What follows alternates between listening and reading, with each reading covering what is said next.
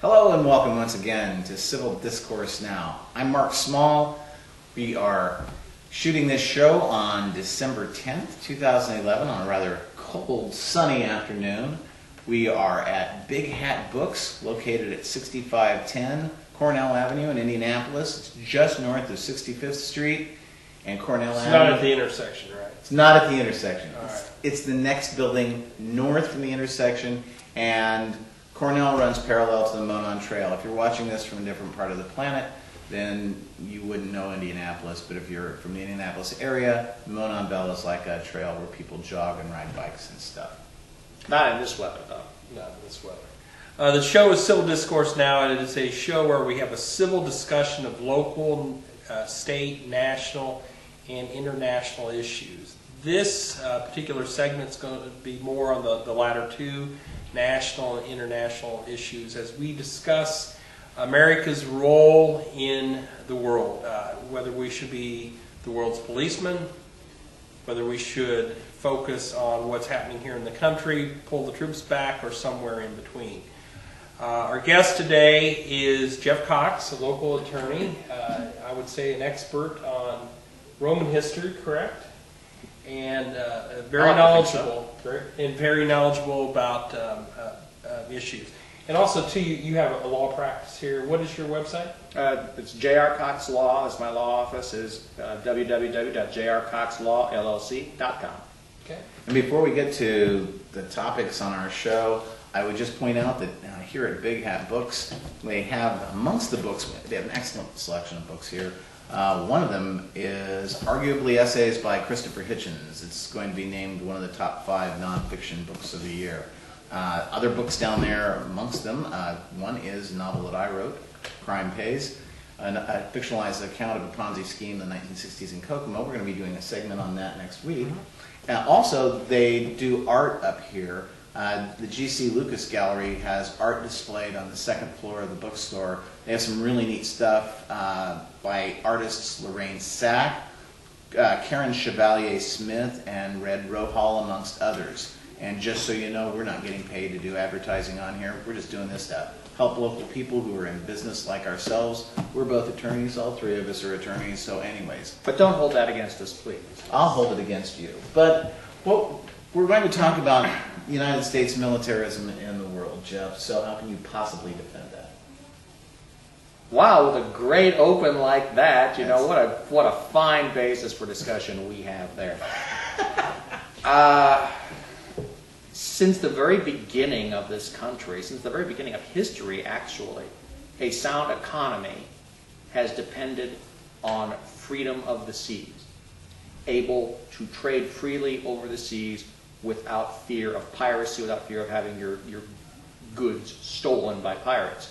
If you go back to Minoan Crete, they dominated the Aegean with the navy, and they were a very economically strong empire until the eruption at Santorini destroyed them in about 1600 BC. The Roman Empire... BCE. BC. The Roman Empire had economic problems when they could not control the seas. A number of the Roman politicians were able to make good names for themselves by clearing the pirates out from the Mediterranean Sea and enabling the Roman economy to function. Well, and Julius Caesar was kidnapped by pirates, wasn't he? Yeah, and that was hilarious because they had him bound up, and he ended up ordering the pirates around himself. He said he was going to. They held him for ransom, and he said, "What? You should be charging twice that for me."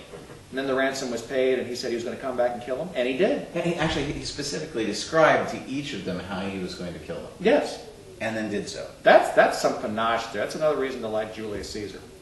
If you go to... He's dead now, though. The United States, the beginning of our history, right after the end of the Revolutionary War, we had problems on the high seas.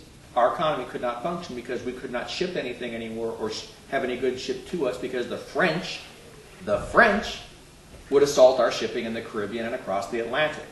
That was the real reason they supported the American Revolution, was because they wanted to hurt Britain and then have a weak country they could pick on. That's no joke. Thomas Jefferson became president, then we had problems getting our goods across the Mediterranean because the Barbary pirates. Remember what he said? Millions for defense, not 1 cent for tribute. That is the basis for American foreign policy and has been ever since. We need to have freedom of the seas. In order to have freedom of the seas, you need to have a very strong Navy and a logistical element that would include bases across the globe in order to have power projection so you can protect your goods, your shipping across the globe. That is the job for a Navy. Okay, but we have bases all over the globe. We have bases in such a way that no one else has. We have something like 700 military bases around the world. And that was fact-checked by Politics Fact Check, I guess. Ron Paul made that statement in a campaign speech. They checked it out, over 700 bases. You're believing something Ron Paul said? There's your first problem. No, and I'm not sure what Les Paul would have said about it, but Ron Paul said that, and... Or RuPaul. Well, RuPaul, but fact checked that fact and said that it was accurate. There are some variations in how you would define a military Well, base. that's the problem, because some of those definitions would include a little recruiting office as a base. No, actually, And that's... there were instances though in which there would be like one base, but actually 10 bases within that one base, and there were a lot of people. And Be that as it may. Do you mean bases all over the world, or just bases outside the U.S.? Outside of the United States. Okay, because my understanding is we don't have 700 of those. We have one figure here is 662. The number that Paul used was in excess of 700. Be that as it may, no other country has bases all over the world covering every place. We do not need military presence every place to make sure that shipping lanes are going, to make sure, because in the end, by spending all of that money on all of that military hardware, it kills our economy, the thing for which we're supposed to be deploying those military. How exactly does it kill our economy? Remember, those people, those ships, those tanks, those planes are manufactured in factories which employ people who need services provided by restaurants, by hospitals, by all sorts of things. That keeps people employed. That's why when Obama killed the F-22 Raptor, it was immensely stupid, because those were tens of thousands of jobs that were dependent on the F-22 Raptor that could have been saved or created, as he said it, by simply continuing the production of the best fighter jet in the world. Well, okay, first of all, realize it wasn't a stupid decision. Second, when you put money into defense expenditures, those are not capitally productive, because what happens to a tank is you make a tank, it sits there. When you make a pair of shoes, people use them. The tank just sits there and doesn't do anything. So military expenditures don't really do a lot for the long term of an economy. Third, the Raptor as a fighter, we will no longer have human-flown aircraft like fighters in the future, because human beings can't take the stress of the G-forces that a really good jet in a dogfight would do. The sharper a fighter can turn, the heavier the G-forces inside, and if a human pilot is trying to fly one, they have problems as it is now. They're projecting that we've seen the last of advanced human-flown fighters. So that was going to be an obsolete aircraft anyway. Except you've got a couple things here. Number one, they've yet to design a remote-controlled aircraft that performs as well as a human-directed, a human-flown fighter plane. How do we know that? They have not done that yet. How do we know that? Because they don't have the capabilities. They do a lot of stuff that we don't find out for years afterwards at Nellis Air Force Base and in that area where they are all the time testing things and it's secret. They do that in secret for a reason, and then we find out years later. It was years after they developed stealth planes that we learned about stealth fighters and bombers. We knew what they were developing at the time. We were guessing at it, but nobody knew, and then all of a sudden it popped up. No one confirmed it, of course, but they knew. Well, we knew it was going on. I think that our technology is to the point, though, similar to propeller-driven fighter aircraft at the end of World War II. When the F-8F Bearcat came out, it was the greatest fighter plane for propeller-driven aircraft ever developed, but it couldn't compete with jets. So, Right. going back, the idea of our military presence around the world, we're shelling out billions and billions of dollars. Thank you, Carl Sagan. I didn't say billions. Billions and Billions. billions of dollars. But we're putting it all over the place. Well, let me add something to what Mark is saying. The budget deficit, 40 cents of every dollar we're spending is borrowed. We have to cut the budget someplace. Why not cut the military budget? Because the military, security is the basic function of government. Not just under the Constitution, the U.S. Constitution, but under any system of government, under the social contract. The function of government is to provide security. People trade in the liberty that they would get under the law of the jungle in order to have security, rule of law, a system for resolution of disputes without having to resort to the gun. In terms of security, that is what a government is supposed to do.